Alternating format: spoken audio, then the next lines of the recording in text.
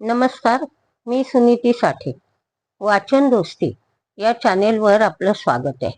वाचन प्रेरणा म्हणून मी जे वाचणार आहे ते आपल्याला आवडलं तर लाईक करा, शेअर करा, सबस्क्राईब करा. वैखरी वाणीचे 4 प्रकार आहेत. परा, पश्यंती, मध्यमा, वैखरी. आपल्या कालगणनेत 4 युग आहेत. कृतयुग, त्रेतायुग, द्वापारयुग आणि कलियुग. प्रत्येक युगात माणसाचं वैशिष्ट्य वेगळं राहिलं आहे. प्रत्येक युगात माणसाचं आचरण त्या त्या युगाचं प्रतिनिधित्व करत राहिलं आहे. पृथ्वी तलावरच्या सर्व प्राण्यात माणसाला विकसित मेंदू मिळाला आहे. स्वतंत्र विचार आणि विचार प्रकट करणारी वाणी. समूहात राहून संवाद साधण्यासाठी आणि प्रगती करण्यासाठी माणसाला वाणीचा उपयोग झाला आहे. वेदांचा अभ्यास 4 युगात झाला आहे.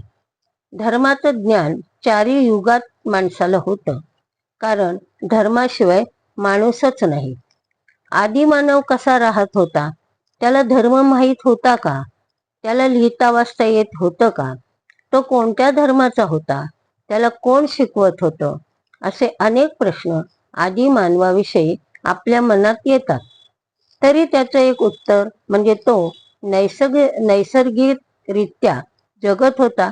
निसर्ग हाच त्याचा देव, निसर्ग हाच त्याचा गुरु आणि निसर्ग हेच त्याचं वाचन. रानटी अवस्था म्हणजे अप्रगत अज्ञानी.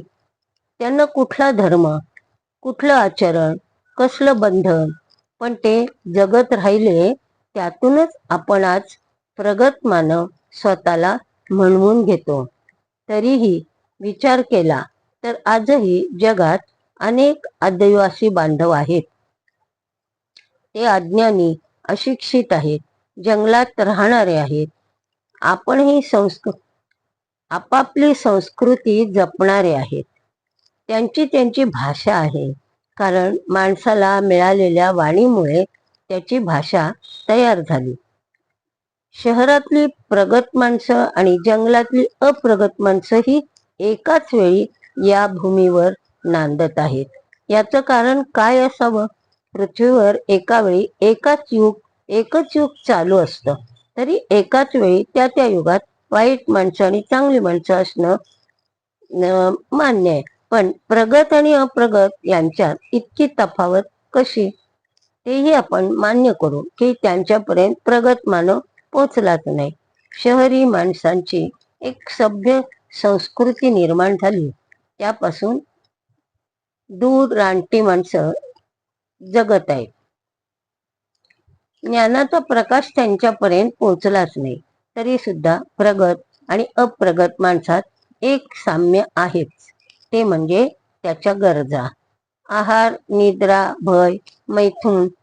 मग प्रगत माणसाकडे वेगळं काय आहे?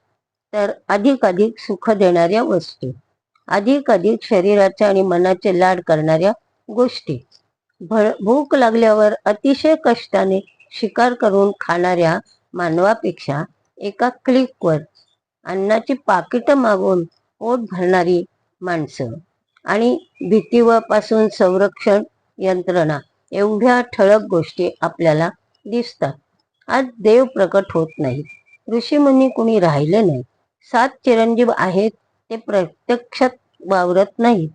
कलियुगात या गोष्टी अस्तित्वात नाहीत, तरी त्या आहेत असं आपण ठामपणे म्हणतो, कारण थोर संतांनी ज्ञान आपल्याला दिलं आहे. आपला धर्म जागृत ठेवला आहे. 4 युगात टिकून राहणारा वेदांचं ज्ञान आपल्याला मिळतं आहे. वेद हे सनातन मानले जातात. हे युगायुगाचं ज्ञान माणसापर्यंत कसं येत राहील याची उत्तरं अभ्यासूंकडे आहेत. तो आपला विषय नाही. आपला विषय आहे वाणीचा.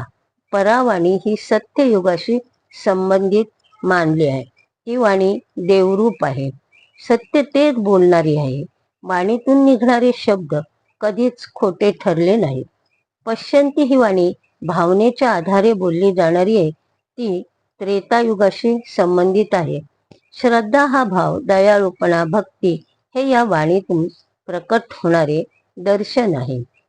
मध्यमा ही वाणी स्पष्ट नाही, संभ्रम निर्माण करणारी, विचारांचा गुंता करणारी आहे.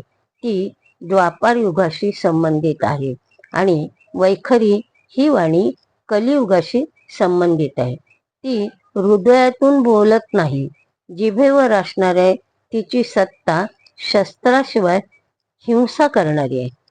सांगायचं हेच की आजही अडाणी, असभ्य किंवा रानटी माणसं जशी या पृथ्वीवर आहेत, तशी प्रगत विज्ञान युगातली वाणी ही या युगाप्रमाणे या युगात शस्त्राप्रमाणे चालवली जाते. वाणी ही या युगात शस्त्राप्रमाणे चालवली जाते. वैखरीचं वैशिष्ट्य या युगाशी असं जोडलेलं आहे.